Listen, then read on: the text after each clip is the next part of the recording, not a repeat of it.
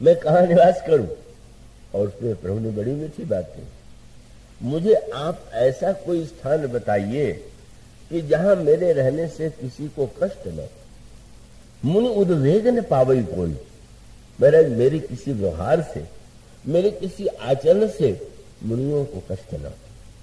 तो प्रभु का मानो अभिप्राय यह है कि अगर हम जीवन में कहीं निवास करेंगे तो निवास करने में मूल तत्व क्या है कि हम यह ध्यान रखें कि हमारे कारण किसी दूसरे को उद्वेग तो नहीं हो रहा, कष्ट तो नहीं हो रहा, पीड़ा तो नहीं हो रही। अगर यह भावना व्यक्ति के जीवन में हो, भगवान श्री राम से पूछा महर्षि ने, रहोगे कहाँ? और प्रभु ने बड़ी मीठी बात कही, राजमहल में रहते थे और अब जा रहे हैं वन में। राजकुमार ने पूछा कि मैं कहाँ रहूं?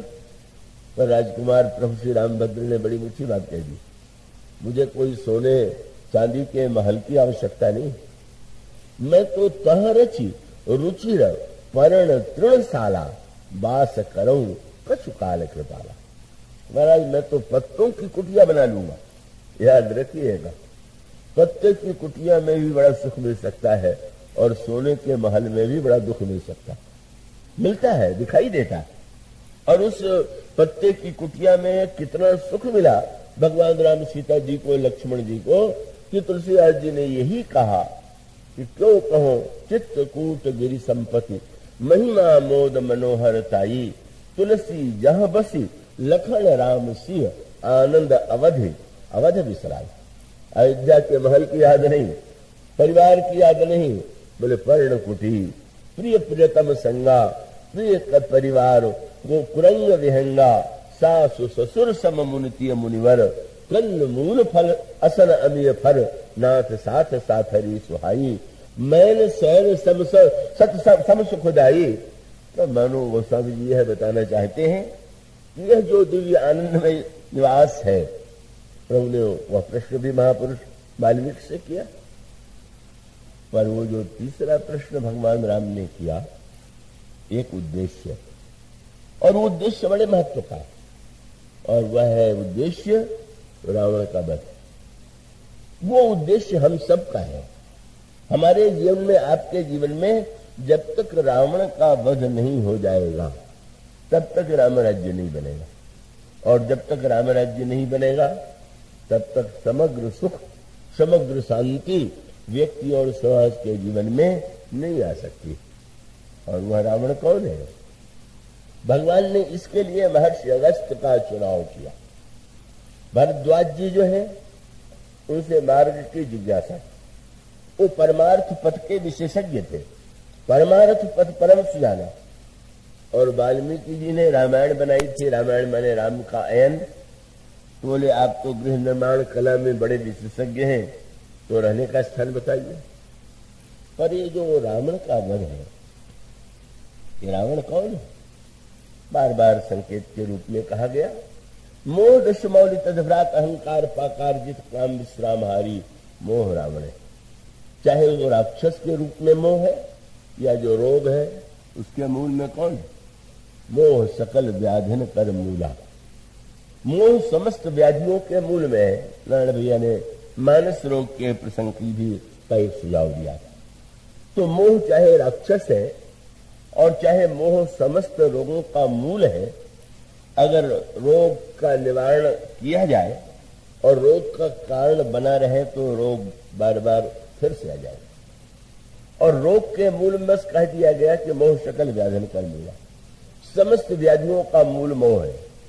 और रावण के लिए भी कहा गया कि मोह जो है वो लंकाधिपति रावण। माने मोह दो प्रकार का है।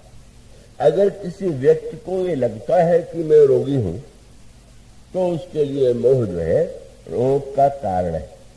और किसी व्यक्ति को लगता है कि मैं रोगी नहीं हूं, सारा संसार का रोगी है, तो मोह उसका राक्षस है। ये दो तरह के रोगी होते हैं। एक व्यक्ति वह है कि जो अपनी बुराइयों को, अपनी कमियों को जानता है, मुझे कमी, और वो कमी कैसे मिटे।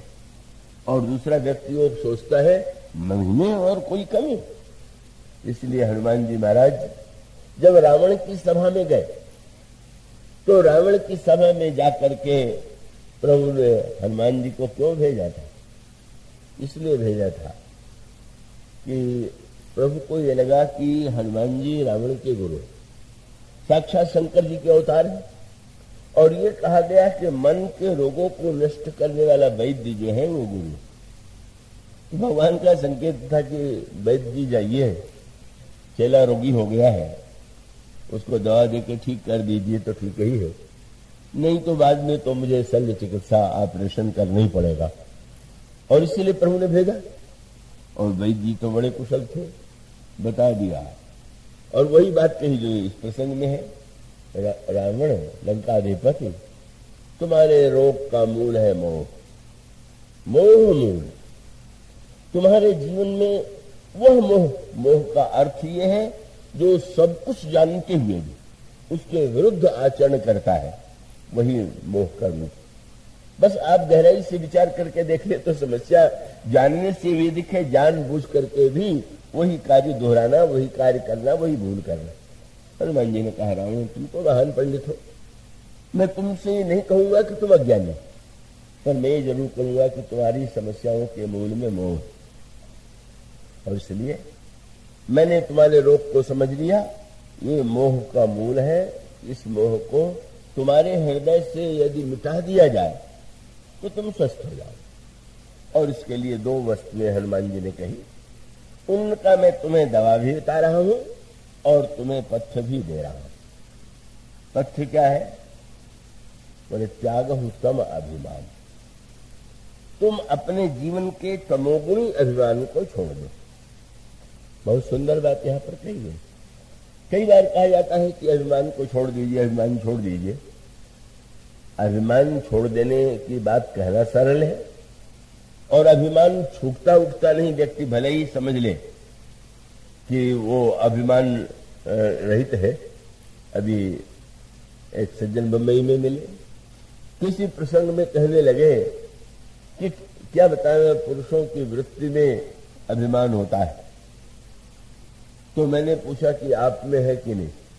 बोले मुझ में नहीं। तो मैंने कहा इससे बढ़कर के अभिमान क्या होगा कि मुझ में अभिमान नहीं। ये बड़ी समस्या है ना। अपने को ये समझ लेना कि मुझ में अभिमान नहीं है, ये नहीं है। अभिमान को भी क्रमशः पहले तमोगुणी अभिमान को छोड़िए, रजोगुणी अभिमान स्वीकार कीजिए। फिर रजोगुणी अभिमान को स्वीकार करने के बाद फिर सतोगुणी अभिमान को स्वीकार कीजिए। अभिमान को जीवन में क्रमशः स्वीकार कीजिए और उनको छोड़ते जाइए। तमोगुणी अभिमान का अर्थ है दूसरों को कष्ट देकर, दूसरों को नीचा दिखा करके जो सुख पाने की वृत्ति है, वो तमोगुणी अभिमान। पहले व्यक्ति यही चेष्टा करे कि नहीं, हम दूसरों को पीड़ा पहुंचा करके, कष्ट दे करके कोई उन्नति करने की चेष्टा नहीं करें। और फिर उसके लिए रजोगुणी अभिमान, खूब पुरुषार्थ करे, खूब प्रयत्न करे, व्यापार में, उद्योग में, जीवन में, पूरा रजोगुण। रजोगुण के पहले सतोगुण नहीं आता है, कई लोगों को भ्रम हो जाता है। रजोगुण के आने के पहले तमोगुण आ जाता है। निष्क्रियता जो है वो तमोगुण है, ये भी एक तमोगुण का पक्ष है। और तब मानो पुरुषार्थ करने के लिए हम रजोगुण करें, रजोगुण को स्वीकार करें। ये नहीं कि हम दूसरों से ईर्ष्या करते रहें या दूसरों को गिराने की चेष्टा करते रहें, हम उन्नति करके आगे बढ़ेंगे। और एक बार रजोगुणी अभिमान जब उसका परिणाम अच्छे और बुरे दोनों रूप में आ गए, तो व्यक्ति को चाहिए कि वह जो है सतोगुणी अभिमान को जीवन में स्वीकार करे। चाहे वो देश का अभिमान है, चाहे जाति का अभिमान है, चाहे परिवार का अभिमान है। का इसलिए का रावण को भी उपदेश दिया जा रहे, तुम किस कुल के हो? ऋषि पुनस्त जस विमल मयंका तेहि ससिमा जल हो कलंका। तुम तो पुनस्त ऋषि के कुल में, मैं इस कुल में उत्पन्न हुआ हूं। यह अभिमान लेकर के अगर हम सत्कर्म करें कि हम इस कुल में है तो इस कुल में हम कोई बुरा कार्य नहीं करेंगे, इस जाति में है तो हम इस जाति के नाते हम कोई बुरा कार्य नहीं करेंगे। यह न हो कि जाति और कुल का अभिमान तो पाल लें और बुराई को छोड़ने की चेष्टा न करें। तो ये अभिमान भी अच्छा है और स्वीकार करना चाहिए। और उसके बाद जब सतोगुणी अभिमान के द्वारा सत्कर्म करें, दान करें, सम्मान दें, का सामाजिक सेवा करें, दुखियों और दीनों की सहायता करे, तब इस सात्विक अभिमान को भी एक दिन छोड़ना पड़ता है। इस सात्विक अभिमान से ये तो बहुत बाद की बात है, प्रारंभ से ही आप उसको छोड़ने की कल्पना न कीजिए। कैसे जी ने मुझसे कहा कि ऐसा मुझे उपदेश दीजिए कि मेरे हृदय में भरत जी ऐसी भक्ति आ जाए। मैंने कहा सुग्रीव जैसे बन जाइए, बाद में भरत जी की चर्चा करेंगे। हाँ, पहले वो तो बनिए जहां आप हैं, सीधे आप श्री भरत से, भरत की ही अपनी तुलना करेंगे। इसलिए हनुमान जी ने रावण से नहीं कहा कि अभिमान छोड़ दो। रावण, मैं केवल इतना चाहता हूं कि तुम रजोगुणी अभिमान भी बनाए रखो, सतोगुणी अभिमान भी बनाए रखो। तुम राजा हो तो राजकार्य चलाने के लिए रजोगुणी अभिमान की आवश्यकता है। तुम पूजा पाठ यज्ञ आदि करते हो तो सतोगुणी अभिमान, पर कम से कम इतना तो करो कि मोह मूल बहुशूल प्रद त्याग तम अभिमान। ये जो तमोगुणी अभिमान है इसे तो छोड़ दो। और फिर दवा बता दिया, पथ्य तो ये करो कि तमोगुणी अभिमान छोड़ दो। रोग ये है कि मोह मूल में, और दवा क्या है? बोले भयहु राम रघुनायक कृपा सिंधु भगवान। प्रभु की भक्ति के द्वारा जब तमोगुणी अभिमान तुम छोड़ दोगे तो सारे विकार नष्ट हो जाएंगे। तो रोगी कितना अनोखा। हनुमान जी ने कहा, रोगी बेचारे उनका मुंह सूख जाता है, डॉक्टर के पास कोई भयानक रोग अगर सुनने को मिल जाए तो आतंकित हो जाता है।